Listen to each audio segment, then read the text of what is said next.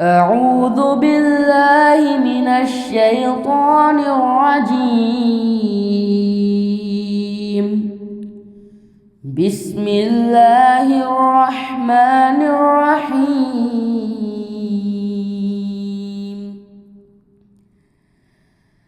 يا أبت إني أخاف أن يمسك عذاب من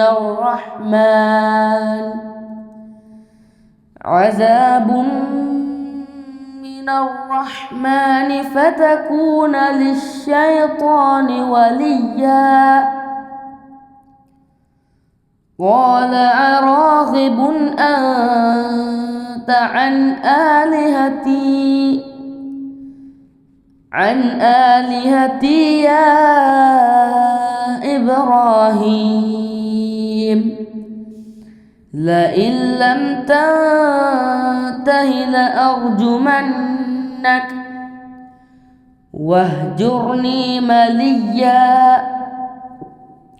قال سلام عليك سأستغفر لك ربي إنه كان بي حفيا. وأعتزلكم وما تدعون من دون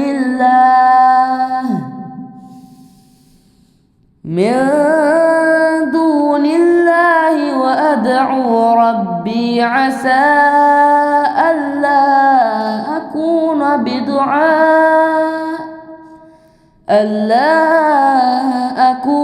بدعاء ربي شقيا.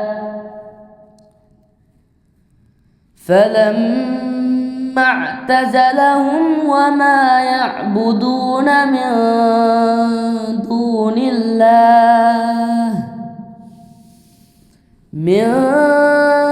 دون الله وهبنا له إسحاق ويعقوب وكلا جعلنا نبيا. ووهبنا لهم من رحمتنا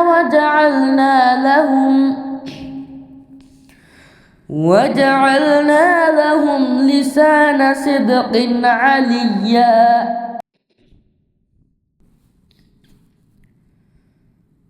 واذكر في الكتاب موسى إنه كان مخلصا وكان رسولا نبيا.